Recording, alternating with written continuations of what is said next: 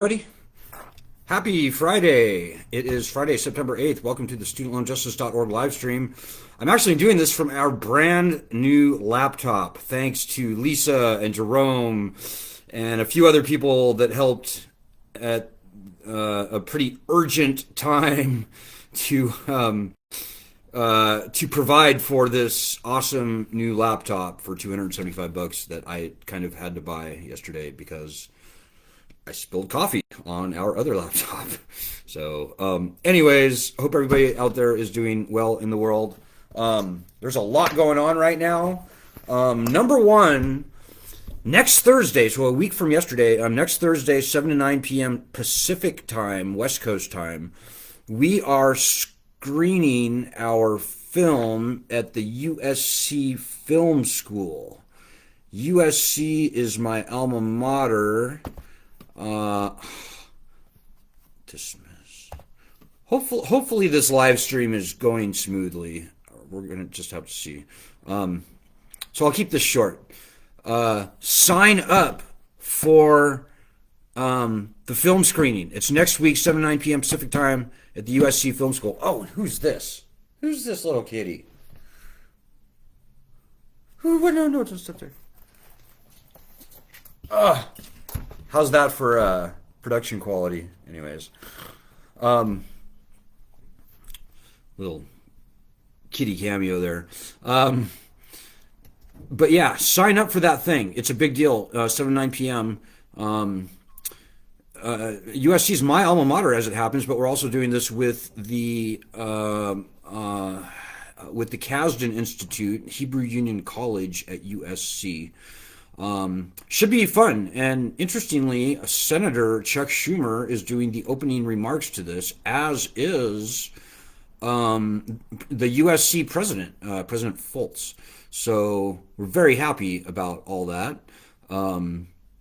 Now, at some point, we're going to have to balance this out, right? Because we're going to get accused by half of our membership that we've sold out to the Democrats because Chuck Schumer. So hopefully we'll be able to do something similar with a more conservative member of Congress at some point. If you have any ideas there, if you have any insights, let's hear it. Let's get something going. I was thinking a guy like Josh Hawley may be a good guy to bring in. In the past, we've brought in professors from very conservative universities and so forth. So if you have any ideas how we might balance this out, that would be great. But we're thrilled that Senator Schumer is going to be participating in this. And you know, love him or hate him, guys, you have to give him a lot of credit that it truly is him and Senator Warren who made canceling student loans by executive order a top of the news item. Like, we started the petition, and it was, quite frankly, only when our petition started rocking and rolling in the national spotlight that that Senator Schumer and Warren took the concept and ran with it. But I mean, honestly, let's be honest, it was them that made it a big thing. So that's great. Although we give ourselves a little bit of a pat on the back for being a compelling initial force for that. So that's great. Oh, what else was I going to say? Oh, so in the news right now, public service loan forgiveness program is being overhauled. Be careful with that. I would urge you to watch the live stream I did on Wednesday about all of that. There are a few tricky things there. If I were you, I probably wouldn't want to rush out and consolidate my loans from the FFELP program into the direct program. Measure twice and cut once, as they say, because you could be losing some things like bankruptcy protections if you do that. And so I think it's probably best to sort of watch for a minute. The deadlines associated with the new so-called and supposedly improved public service loan forgiveness program, and I'll believe that when I see it, but the deadlines associated with that are October 31 of next year. So, you know, we've got some time here, but we need to look at this very carefully. And there are some things that you really need to consider before rushing out and signing for a new loan, which is what consolidating into the direct program does. So hold that thought. We'll have more to say about that. By the way, if you have any questions or comments, throw them out now. If I can see them, I will certainly respond to them. Oh, thank you, Govindraj Prabhu. Good wishes to you as well. But we are rocking and rolling right now, guys. The public service thing was small. Even if the public service revamping was miraculous and succeeded like no Department of Education forgiveness program has ever succeeded, even still, only about 500,000 people would be affected. And only, I think, about 40,000 people would actually get their loans canceled. So that would still leave 44.9 million people in the country with federal student loans, 80% of whom were never going to be able to repay their loans before the pandemic. So this is still a catastrophically failed lending scam. It's a catastrophe. It's a dead man walking. You know, we've been putting out a lot of artwork lately. And by the way, special thanks out there go to Heather Taylor in France and her husband. Heather started an AV club, audiovisual club, here on our little Facebook group, connected to our Facebook group. It's actually a group of its own. If you have any artistic skills or artistic ambitions, jump onto that AV club. They're doing some really good stuff. Some like cool little short videos that they filmed at Mount Rushmore. Other little cool things like how to compost your student loans. That was something that one of our other members did, Anna Mortensen. But yeah, jump onto the Audiovisual Club. I will paste the link to that as well. Mass petition at the White House is the way.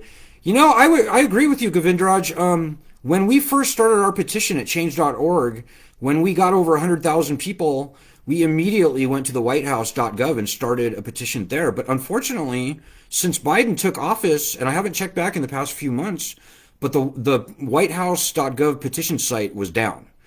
And honestly, that White House petition site has always been a nightmare. Like, people try and sign, they can't sign. They try 6 times, they cannot sign. Says they signed, didn't sign. So I don't want to do that. We've got 1 million people, over 1 million people on our petition at change.org. I mean, that's the one. No reason that we can't get 20 or 30 million people on there, by the way. As I said, like, 80% of 44.9 million people is like 38 million people. That's how many people are in deep distress over their federal student loans. That's how many people should be on our petition. Change.org it works well. It's slick. I'm happy with it. We may revisit the White House thing at some point, but we're not too happy with the White House right now, if you haven't been able to tell. You know, the difference between what Biden was saying before the election versus what he's saying today is just night and day. I mean, he has really stabbed us all in the back, and I hope that changes, but clearly we're going to have to push him very hard. And I don't want to do a White House petition where the bugs and the glitches keep 80% of the signers off of it. I just don't want to do that. I don't want to go there, but we may revisit that, Govindraj. So we'll see. For now, I would urge everybody, you know, we do daily actions. You know, petitions are great, but I'm telling you, petitions are meaningless unless the people that sign, certainly in our case, unless the people that signed that petition put a little extra effort into it. You know, we're asking people every single day to do very simple, short actions. Easy stuff, like tweet this, or tweet that, or, you know, send an email to this news station. Or usually they only take literally about 15 or 20 seconds to do. Very short things. Do those.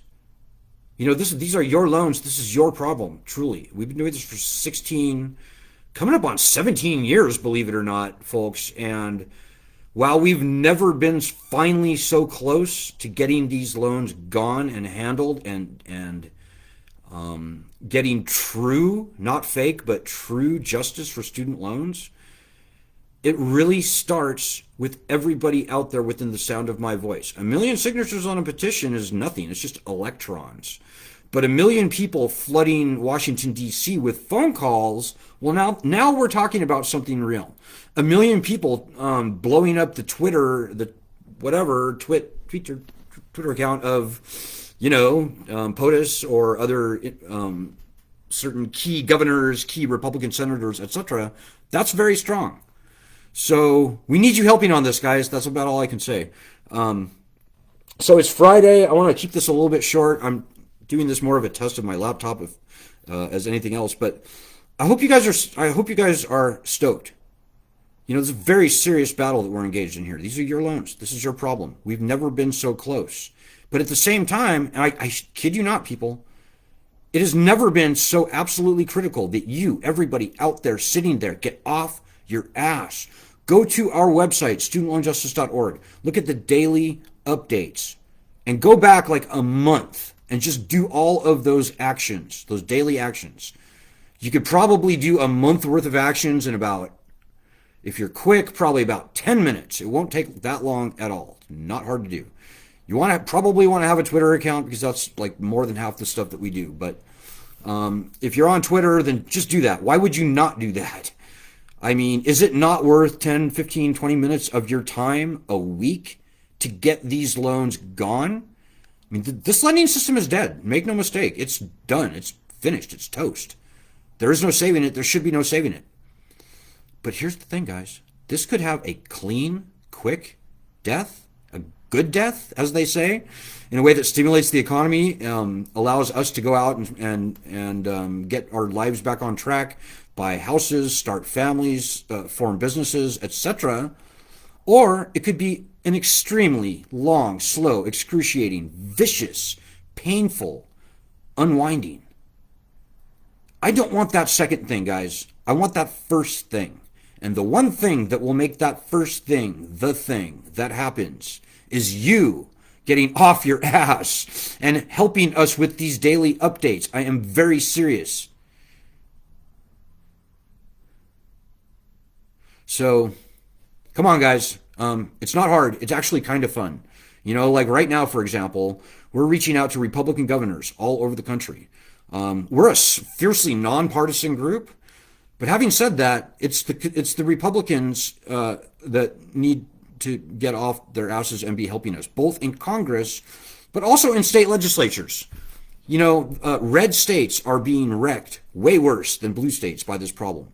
If we could get even a couple Republican governors, people like Brian Kemp in Georgia, number one, Ron DeSantis in Florida, number two, Greg Abbott in Texas would be probably the number three, Kay Ivey in Alabama, Bill Lee in Tennessee.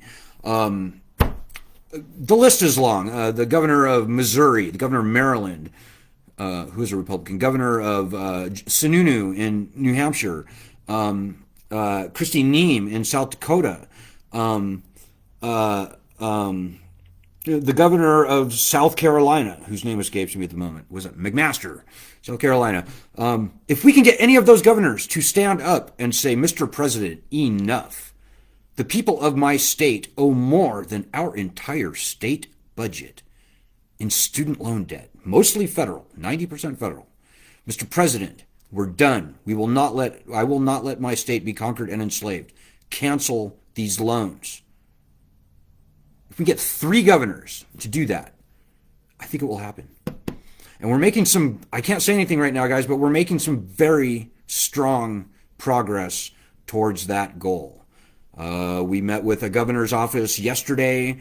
We met with another governor's office. We met with about 3 or 4 governor's offices at this point, and they are not saying no, but they need to feel more pressure from their constituents.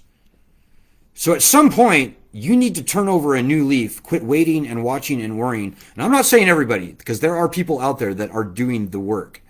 Not hard work, but it's work. It's effort. There are people out there doing the effort. And to them, you already know, I salute you. And we will bend over backwards to help you in your efforts. To everybody else who's sitting, waiting, watching, worrying, who's expecting, assuming that somebody else is going to pull their weight for them, no. That's not how we roll. That's not how this problem gets solved. That has never worked. Don't think that you're better than us. You're not. Don't think that somebody else needs to do your work for you. They won't. Stand up and own this, because as corny as it may sound, the country actually needs you. We need you. 45 million people in the country need you. You could be the one person that writes that perfect email, has that perfect phone conversation, writes that perfect op-ed. And by the way, I want to say congratulations to Derek Williams out there in North Carolina. He got a piece published in either one or two of the newspapers there where we lit into some terrible members of Congress there. Virginia Fox, Raymond Budd, Madison Cawthorn, I think Tom Tillis, and Richard Burr, also the two senators there. Good on you, Derek. That's what we need. That's what I'm talking about. You need to stand up and be proud to be fighting this fight, because remember, the founding fathers are on our side. The state of Georgia was originally created as a refuge for imprisoned debtors from Europe. And today, the state of Georgia is essentially a virtual debtor's prison for student loan borrowers. It's disgusting. The founders are on our side. If not on total student loan cancellation, I think they probably would be. Certainly on bankruptcy. The founding fathers called for uniform bankruptcy laws ahead of the power to declare war, raise an army, and coin currency, create a navy, and start a judiciary in the Constitution. Not the Bill of Rights, the body of the Constitution itself. And that has been taken uniquely away from student loans. So the founders are on our side. 45 million people in the country and their families are on our side, whether they know it or not, and they won't know until you tell them. 45 million people should be on our petition, and hundreds of millions of people that are going to follow in our footsteps are depending on us to fight this fight. I'm doing everything I can. There's probably a couple thousand people on this group that are doing everything they can. But are you doing what you can? Go to our website, studentloanjustice.org. Go to the daily update. Do a month's worth of actions. Then you can at least say that you're doing the minimal that you can be doing to make this happen. But remember that thing I just said about 5 minutes ago about the governors. So with that, I'm going to not be too heavy tonight. I'm going to just call it good. Thanks again to everybody who donated. We still need to get like $25 or $35 in donations so that we can cover the cost of that laptop.